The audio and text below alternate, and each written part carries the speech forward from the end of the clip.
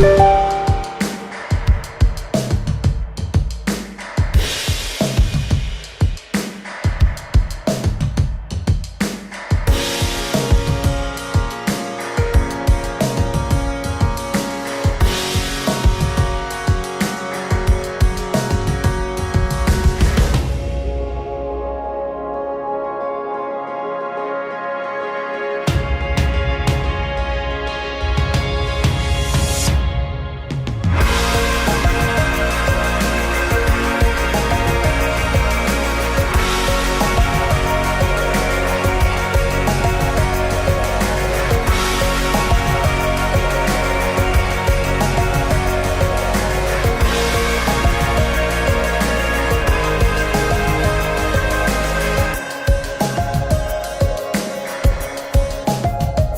everyone, and welcome to the lineup. Today is January the 19th, 2023. I'm Barry Stagner, and as you can see, my good friend Amir Tsarfati is here, and we are actually in Davao, Philippines, and looking forward to this Saturday teaching the book of Revelation in one day. So we need prayer. Last weekend it went fabulous. It was just a great day, Yes. and we made it through. It all worked. Everything was covered that was critical to be covered in Revelation. And now we're going to kind of trim it back so it all fits in one day, and just really looking forward to Because last weekend it was Friday night and all day Saturday. Right. This time we don't have the luxury of having Friday night. We've got 5 sessions So to we teach the crammed it whole all. book. So Correct. looking forward to that. And then the next day we're going to be at Praise Revival Center. Praise Revival Center. And both Amir and I will be teaching there here in Davao, and looking forward to that. But we wanted to pause and maybe catch you up with some things going on, specifically in Israel. And, as usual, or per usual, we cover a lot of things here on the lineup. But we're going to focus primarily on the nation of Israel and what's going on there. But the first thing I wanted to talk to Amir about is, something we've been talking about here on the lineup, about the fact that, with this new government, and we're hearing a lot of things about the extreme right and some of those who were elected to office and appointed to cabinet posts by Netanyahu have caused a lot of ire around the world, and certainly in your country. But here this past week, there was a group of Democrat senators from the United States that came that said they're not going to meet with a couple of far-right individuals within Netanyahu's government. And there's been a lot of things kicking up some dust around the Temple Mount as well. And so maybe you can kind of talk to us a little bit about how significant this administration is. Well, our new government is something that the people voted for in overwhelming majority, 64. And if you omit the Arab Muslim votes, I mean, it's versus 30 something. That's a big majority among the Jewish people. And definitely Israelis are not into the liberal progressive government that we had. Now, the media is for it. And therefore, the media is doing whatever it takes to make this new government look so bad. Let me tell you something. The same thing that they say now about Ben Gvir and Smotrich, they said about Bennett. But when Bennett moved to their side, suddenly he was a saint. When he was forming a government that will finally oust Netanyahu from the prime minister's office, then suddenly Bennett is a great guy, is a patriotic guy. All the bad things they said about him, all the bad things they said about his policies suddenly disappeared. So it's all about position. It's all about where the person is at the moment compares to what you want him to do.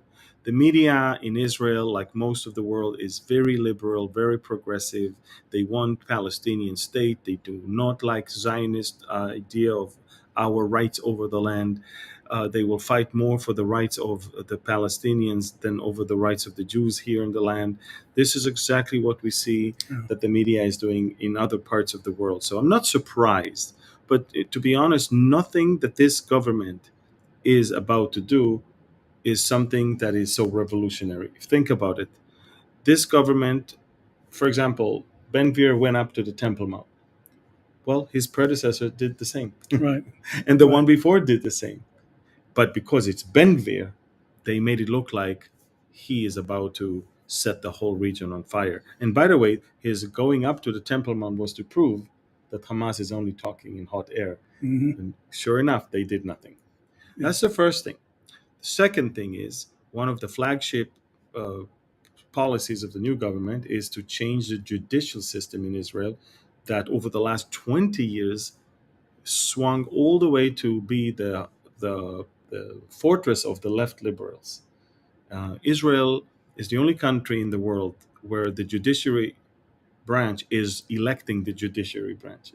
So what the new government is trying to do is taking things to the place where they were supposed to be originally, and that's that the legislative slash the legislative branch basically will be the one who is electing the judges, which Right. is what you do in America. Hmm. This is what they do in most of the world. Now they are portrait. The left in Israel is so angry. Why? Because in the legislative branch we have the majority. Right. So Right. they know that they are going to lose their last stronghold, the last stronghold, because today, after they lost the control in parliament, in government, the only thing that they're still holding on to is the judicial branch and the media. And if they lose the judicial branch, they're only left with media. So the media is now screaming as hard as they can that there is a coup in Israel, that there is some undermining of democratic ideas. All of that is okay. I'm not going to use that word, but it's baloney. Okay, baloney is Yeah. the soft word for that. Yeah. I get you. You got me. So my point is this: in this new government, the only thing that is different is that the media is now screaming and trying to make it look so bad, whereas in reality, this is the will of the Israeli people. That's it. Yeah. And what the left is saying? Well, the majority is not right. We're right. The majority is not right. Yeah. And so, you know, this is democracy. Democracy, it's the rule of the majority. We're not saying that we're destroying the minority, but it's the rule of the majority.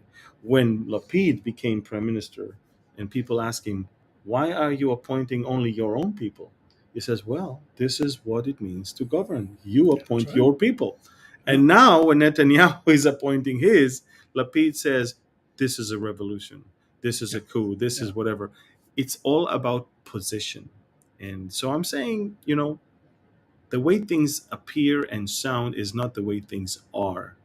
And I think that the Israeli government needs to have a better PR Mm. in to explain what they really do. Yeah. Looking at what's been going on in recent history, and all of these things have elements that lead to what's going to happen during the tribulation. But I was just thinking as you were talking, initially some years ago we had the right and we had the left.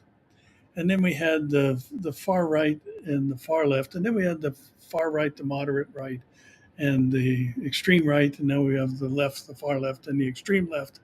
And it seems as though this polarization is becoming more and more Correct. concrete, where when the opposite party gets in office, they are the enemy. They have to be destroyed, taken out in Yeah. whatever means possible.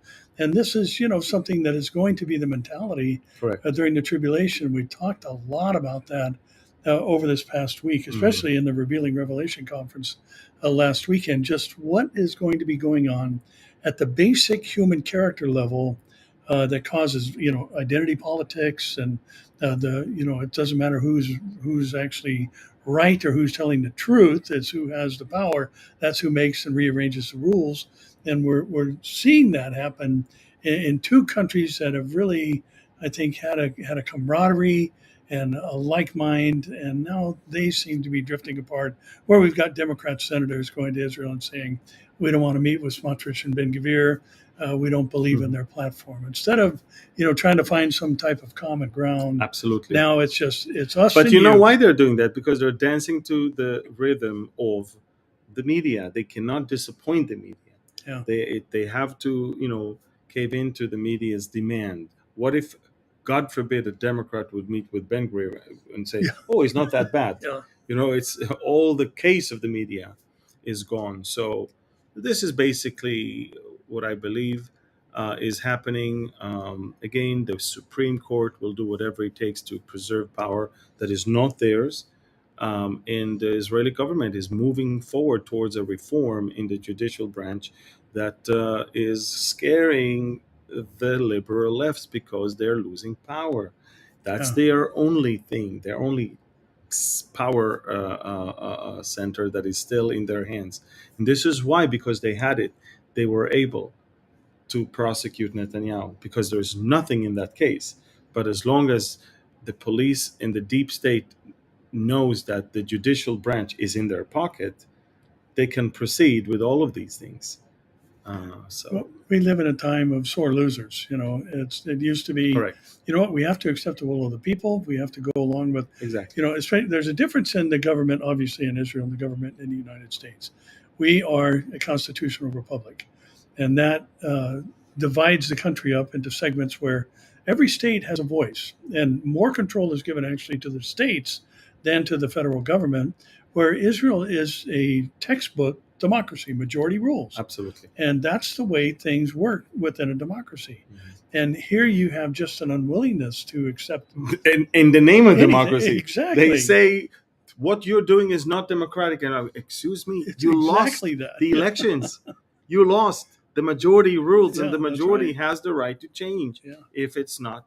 So we're everybody's trying to paint things his way, but bottom line is the revolution that has been done in the judicial branch has been done by the liberals in the last 20 years, and we're trying to undo it right now. It's Yeah. not like Israel never was where it wants to be now. It was until the liberals hijacked it. Yeah. And now we try to take the power back from them, and they don't like it.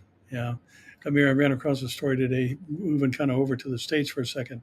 It was in Texas, where in a specific town, there was a police department that was given a pizza night sponsored by a Christian organization, and the far left protested so loudly against this Christian organization donating to thank the police department that the police department returned the gift. Hmm. Instead of being thankful that there's people within the community that say we want to recognize those who are protecting us, it's, you know what, these who want to recognize those who are protecting us are the polar opposite of what we think and believe Yes. is right for the country. So you don't have any right Yeah. to accept a gift from them. Yeah. And it's just gotten so bizarre But it's funny, and it's out of the same hand. left that wants to defund the police, but it's also the same left that will call the police when something That's happens. right. That's right. And have armed guards all around them All as they around them. travel. Yes. It's just hypocrisy. No Just wall, but beyond. around their houses there are Yeah, walls. that's right. Yeah. That's right. But we're seeing a lot of things happening, in Israel today, and we were talking a little bit about this earlier today, and just the shift, and when we're starting to hear the same kind of talk out of Netanyahu that we've always heard, that hey, we don't care what the rest of the world thinks. Iran will not have a nuclear weapon, and if we have to act alone, we're going to act alone. And again, this type of the world views this as some kind of cavalier attitude of saying, hey, we're going to protect our country. And all of a sudden, that's a negative. And we saw that with Trump, make America great again. What a horrible thing to say Yes. in the minds of Yeah. some. And, nationalism, which once was the heart and soul of every country around the world that had at least an element of freedom, is now something ugly and dirty, Yeah. and it's repulsive to so many. And, I think that's part Yeah. of why there's so much blowback with Netanyahu, because he wants Israel to be what he contributed a lot to make it. Yeah. And this it's the eighth most power. We talked about this, I think, in a message last night. And little bitty Israel, Mm. and we always talk about the fact that on a world map, the name of Israel has to be written out in the Mediterranean Exactly. because it's such not a small enough. Yeah. country, 8,300 square miles, and yet it's the eighth most powerful country in the world. Isn't that Absolutely interesting? Yeah, amazing. it's interesting that you know for the longest time Netanyahu has been trying to convince Europe and America that the Revolutionary Guards, the Iranian Revolutionary Guards, which by the way people don't know, when Khomeini took over in February of 1979, he didn't trust that the police and the army of Iran will collaborate with him. He was always afraid that they are going to throw him out. So he created a proxy military force and police force. and that is the Iranian Revolutionary Guard Corps. These are a an entity that is parallel to the Iranian military. Yeah. So the Netanyahu has been saying for the longest time, these are terrorists. They're funding terrorist organizations all around the world to be their proxies all around. And so finally, last night, the EU, the European Parliament, voted to bring the Iranian Revolutionary Guards into the list of terror organizations. It took them that many years to understand what this organization is all about. Too little, too late, I would say, because now Iran is out of control. Iran is bypassing all the sanctions and selling weapons to Russia. By the way, Biden, just upon his entrance to the White House, lifted sanctions from Iran, Hmm. especially when it comes to weapon export. Right. And now we see the results. You see what they're doing now. They are arming the Russians Hmm. first with drones, now with some more rockets, and because the Russians ran out of rockets, they ran out of drones, and Right. now the Russians in return are going to sell Iran Sukhoi 35 and helicopters, which are game changing. You see, for us, we are banking on a very old Air Force and Navy of Iran, and Russia is now replenishing everything for the Iranians with Yeah. some very, very sophisticated Hmm. weapons and war machines.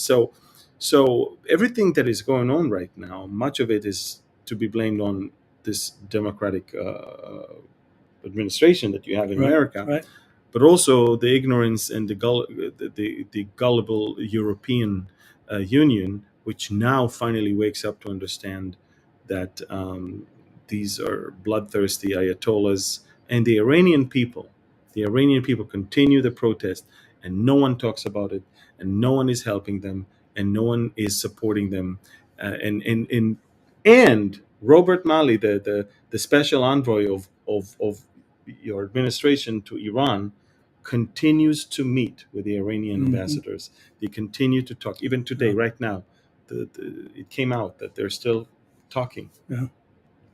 You made a comment earlier today that kind of struck me as we were talking a little bit about the amount of money that the U.S. has been sending to Ukraine in obviously a short span of time over the basically the life of this Russian invasion Mm, into some another country's sovereign territory.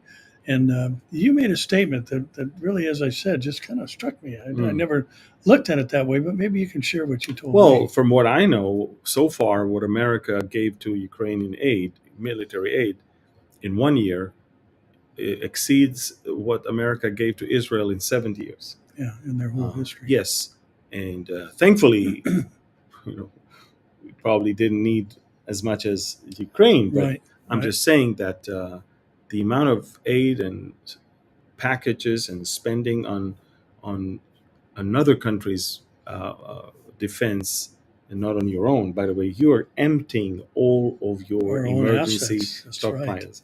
The next thing now that we hear is that all of your emergency warehouses in Israel for of the U.S. Army. The U.S. Army has bases and emergency warehouses loaded with shells and ammunition for the U.S. forces all across the Middle East, and parts is in Israel. And believe it or not, but the U.S. began to empty all of its mortar shells and other rockets from its emergency warehouses in Israel in order to send it to the Ukraine. And I'm saying that because we suddenly find ourselves in a situation where the Russians are looking at us as collaborators, Hmm. because here we are allowing this to happen, although it has nothing to do with it. These are not our shells, and this is not our decision, also. And it's interesting because Lavrov, the foreign minister of Russia, yesterday laid the guilt trip on the Jews by saying this: what NATO is doing to Russia now is the final solution, just Yeah. like what the Yeah. Nazis did to the Jews. He used the term final Right. solution. Yeah. So he's basically telling Israel, don't collaborate with the same atrocity that has been done to your people by the Nazis. Yeah. And it's obviously everybody could read between the lines when he said those things. Well, and we are doing what Iran does. We're fighting a proxy war. We're financing, the military capabilities of another nation to fight, what's long been America's enemy, Yeah. even if only on paper or during the Cold War, and that is the Russians. And that is And exactly what the Russians are not winning yeah, right now. If you go to my Telegram channel, you can see I just posted the new weapon that they just received from you guys is now expanding the range of Ukrainian territory of Ukrainian ability to hit territory in Russia, in Russia. in Crimea, and in the Donbass region. If they could earlier only hit 3% of Crimea, now it's 30%. Yeah. So that is exactly why the Russian, Stakes are getting higher. yeah, and the Russian president is not putting up with all of this. I also heard earlier today that some Russian soldiers are being smuggled into Belarus Mm. in cargo carts on trains, so they will not be seen. And so basically, there is a good chance that a new attack will actually be of Russian soldiers from Belarus, from the northwest as well. So, it's not over yet. Maybe it has just begun. I don't know. A couple of things come to mind. One, I want to just mention because it popped in my head. When we are looking at the tribulation period and the things that are precursors to it, we know there's going to be a loss of natural love or just a respect for life and all those other things. We've been seeing that develop.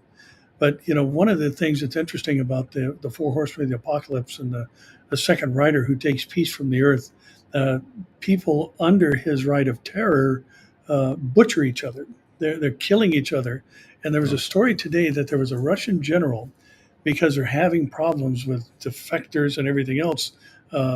People going AWOL because they don't believe in the cause. They don't see any reason for this, and they're being forced and taken, even basically drug out of their homes and put in a uniform and told to go fight. So a Russian general threw a grenade into a group of soldiers, Yes. killed three of them, and the caption said he did so in order to create loyalty. And that's a fear-based loyalty. That's not loyalty. That's not a commitment to a cause. That's fear that it's going to happen to you next. And what a butcher's mentality to Is. take and use that as a motivating element to actually kill three of your own men, so everybody else will toe the line. And this is just a different mentality, even in the age of mechanized warfare and all the different agreements down through history, about fair fighting and all these other supposed rules of warfare. But this is barbaric for someone who has a high rank in their own military to do something super barbaric, and we see that Putin is plotting on having another draft of soldiers very soon, which means he ran out of the cannon right fodder. You say fodder. Yeah. Cannon fodder from the last one. Yeah. And the loss of human. Look, I try not to post all the butchery that is going on there, but I get daily videos and footage from the battlefields over there that are horrific. I mean, I've seen piles of dead bodies of both Ukrainian soldiers and Russian soldiers. And I also see, by the way, on both sides, when they capture someone alive, how they torture him on video, by the way, to cause the fear, because they torture them on video and then they post it. And, I have a lot of sources, and so I get them unedited. I get them raw. Yeah. And it is terrible. Atrocious. Yeah. Yeah, Amir, the other thing that popped into my head a moment ago is, the current administration, the president of the United States served under a previous administration that had very strained relations with Israel. Correct. And so it's not unusual, I don't think, for us to kind of go back to that direction, because that was what he practiced under the previous president. And, here we had that 4-year respite We had the U.S. Israeli Yes. relationship at its zenith. It had never been better, and things moving in a positive direction under the former president.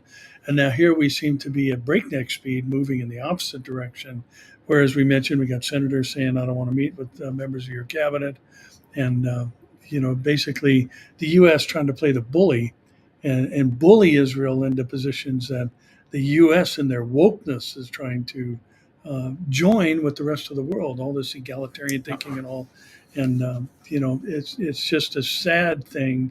I think, especially as an American, and to consider the fact that someday, Zechariah 12:3 says, all the nations of the world are going to be against Israel, Exactly. and to see us kind of move in that direction. And it's not that it's been overt, but it's definitely been covert. And there's a lot of uh, messaging that comes through things like Mm. what we've been Yeah. sending to Ukraine And it's and what funny, we've been sending what you to send to the Israel. Ukraine is for money you don't have. I mean, Exactly, we're borrowing money. I just read that you have reached. Tomorrow is the 19th. Is it today? Today's the Today's the 19th. 9th. You have just reached the ceiling of your debt. Yeah. Your debt ceiling. You cannot borrow more money. You cannot have higher debt than this. And in order to take more, you need to actually go to the legislator and change it, change the Hmm. ceiling, which under this house, I'm not sure is going to be a successful move for Biden Yeah. unless he makes his changes that they demand, Right. which means quite a lot of chaos in the U.S. government in the next few weeks. Well, we didn't see the red wave here that we many predicted and many hoped to see, Yeah, but still, you've got the first step in getting something written into law or passed that's going to be a bottleneck for yeah, basically everything this Democratic legislation tries to move forward or administration tries to move forward. And so, you've got that proverbial lame duck administration now that's going to have a hard time getting anything off the ground. And of course, the Democrats are going to fight tooth and nail to keep the Republicans from advancing anything that's according to their view of where the country ought to be going. And again, it just speaks of that whole polarization, which is one of the things that the Bible has predicted, that it's just, it's us and it's them. It's the God lovers and it's the God haters. And really that's where we're seeing things headed right now. and the level of trust of people in governments is going to sink, Yeah. and this is the best platform for looking for some new form of government that is not national necessarily. It will be, I guess the world will be redivided to kingdoms and appoint kings over them, and of course, eventually the Antichrist. Yeah. And we're seeing so many precursors to what's going to happen. And, Mhm. looking at some of the things we've been talking about, not just on this tour, but in previous conferences we've done together, just seeing that we're seeing the building blocks for so many things that will take place during the tribulation, but they're being established now. The Correct. mentalities are being established now. Hmm. Some of the practices are being established now. Hmm. And, I think one of the takeaways from each of the things we've done, and by the way, we've seen numerous people, and I mean hundreds of people, commit their lives to Christ on this Correct. tour together. And it's just been amazing. And I'm just so blessed by the invitation you gave last night and to see people respond. And to it's been made absolutely clear that you have to be born again. And Absolutely. it's not, Especially in a country where 90% are Catholics and they yeah, believe this is Christianity. right, And right, so we read together yesterday that yeah, Jesus said to Nicodemus in John 3, no one can see the kingdom hmm, unless you're born again. It's not a menu, born again, Catholic, what are you exactly? Choose you what you want to be. No, you cannot be but born again. That's right, the only Christianity that exists according to the Bible. yeah. So we made it very clear yesterday. And I think what's been communicated, and I think what is one of the great values of taking this hard but fast look at the book of Revelation is that it really separates the wheat and the chaff of those who are in the room. And those who are marginal or church people and maybe haven't made that commitment see what's coming. And it's kind of like Jude said, some you got to save by pulling them out of the fire. And if there's an element of the judicial nature of God, Hmm. and the fear of not wanting to go through those things that pushes you to Jesus, and then so be it. And I think just looking at these heavy topics that we've been talking about, it just is something that I encourage people not to shy away from frequently, and that is, the judgment of God is real, and He's coming, and we're seeing all these things that we talk about, and all the news stories and the multitude of things that you're covering on Telegram. They're all pointing to the same thing, and that's Jesus is coming. There's going to be a tribulation after that. He's coming again with His Yes. church, and then we go into the millennial reign of Christ on earth, and after that, eternal destinies are solidified, and they can't be changed. Yep, I agree. And but the good thing is that the, it's a fertile ground here, Yeah. and we sure hope that also online across the globe, same thing. Yeah. Well, that's all we have for this week. We've got a bit of an abbreviated session, and also, apologies for we have the laptop setting on a bed, and we're sitting on a couch across from it, and so we're a little bit cockeyed, and but we're I really think we were not. too. It's just Okay. you know. But anyway, apologies for the quality of I wish the we could picture and show all. you that the lighting device is sitting on three Three pillows pillows. on bed, uh, and the sofa is right here, and we couldn't find a better way to. But this is the fun part of traveling and yeah, doing these you got things. to do what you got to Yeah. do. And, So. all right. But thanks for joining us. Thank And you you. know what? Make sure you follow Amir on Telegram. He's got information coming at you all day, every day. And hey, again, now that I'm sitting here with the other author of Bible Prophecy, The Essentials, just from both of us, thank you Yes. for those who purchased and pre ordered the book. And as we mentioned, if you've been looking on any of our social media platforms, Publishers Weekly ranked this book as number 9.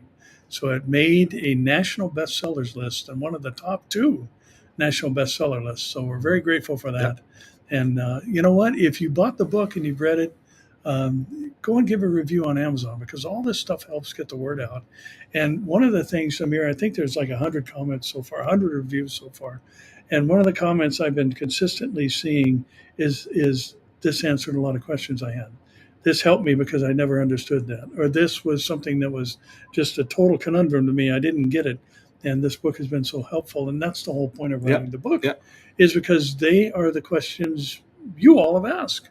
And so just thanks again for jumping in. Yeah. And don't forget, when next week and in Anaheim, California, it's hosted by Calvary Chapel Tustin, but it's our 8th annual Proximity Prophecy Conference. And Amir's coming back to the States, Yes. and he'll be joining us, Pastor Mike Olay, the operations manager from Behold Israel, one of the funniest people I know, and a great Bible teacher. He's going to be teaching as well. And then Jan Markell is going to be joining us via video from Minneapolis, and we're going to be doing kind of a special session, like an update, much like we do here, and Amir's updates that he does as well. Yeah.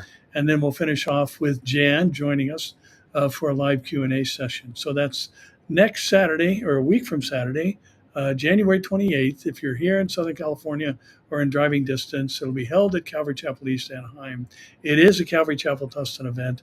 And if you'd like to register and join us in person, just go to cctustin.org, and there's a place for you to click on, and it'll take you to the registration page. So Yes. otherwise, you can join us online. It'll be streamed through Behold Israel. It'll be streamed through Calvary Chapel Tustin, both of our personal Facebook and YouTube pages and channels, as well as Calvary Chapel East Anaheim live streaming. So lots of opportunities for you to join us, and I hope you do. I think it's going to be a very important day as we are getting closer and closer and closer to that moment and twinkling of an eye. Yes. When we're going to be out of here and forever be with the Lord. So, Amir, thanks for joining us. Thank you, Pastor Barry. Appreciate you It's being always here. a Appreciate pleasure. your ministry, and just look forward to what's going to happen in the future. So, with that said, that's all for today. And as we close every week, we'll see you here, there, or in the air. God bless you.